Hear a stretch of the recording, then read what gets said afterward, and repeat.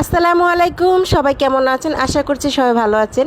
এই ইলিশ মাছ দেখে বুঝে গেছেন, হয়তো বা কেউ বোঝেন নাই আমি কি আজকে রান্না করতে যাচ্ছি। খুব মজাদার একটা রান্না রেসিপি করব, তো দেখতে থাকুন, সাথে থাকুন। প্রথমে সরিষা ভিজিয়ে রেখেছিলাম, তারপরে এখন দিয়ে দিলাম কিছু কাঁচামরিচ, সরিষা, এগুলো আমি ব্লেন্ড করে নেব। আমার ব্লেন্ড করা হয়ে গেছে। এখন আমি সরিষার তেল দিয়ে দিয়েছি কড়াইতে, তারপর দিয়ে দিলাম পেঁয়াজ কুচি। তো পেঁয়াজ কুচিগুলো একটু ভাজা হয়ে গেলে হলুদের গুঁড়ো দিয়ে দিলাম আধা চা চামচ দিয়ে দিলাম আদা রসুন বাটা, তারপর আধা চা চামচ দিয়ে দিলাম মরিচের গুঁড়ো, আধা চা চামচ দিয়ে দিলাম মানে স্বাদ মতো লবণ দিয়ে দিলাম আর কি, যাই হোক। তো এগুলো একটু ভালো করে কষিয়ে নেব। কষানো হয়ে গেলে সুন্দর করে একটা মশলার যে গ্যাস ওটা চলে যাবে। তারপর দিয়ে দিলাম আমি সরিষা ব্লেন্ড করে রেখেছিলাম সেটা। আর মরিচের গুঁড়ো একটু কম দিয়েছি, কারণ আমি কাঁচামরিচ ব্লেন্ড করেছি একটু সরিষার সাথে, সেজন্য দিয়েছি।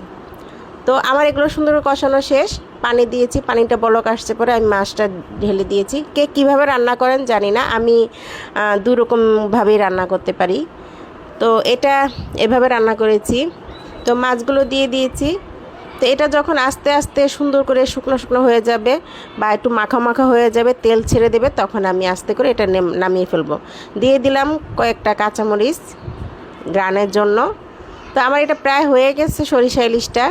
তো গরম ভাতের সাথে কার কার পছন্দ কমেন্টে জানাবেন, আর আমার ভিডিওটা কেমন লেগেছে সেটাও কমেন্টে জানাবেন। সেই স্বাদ হয়েছে। আল্লাহ হাফেজ, ভালো থাকবেন, আর ধন্যবাদ সুন্দর মনোযোগ দিয়ে ভিডিওটা দেখা।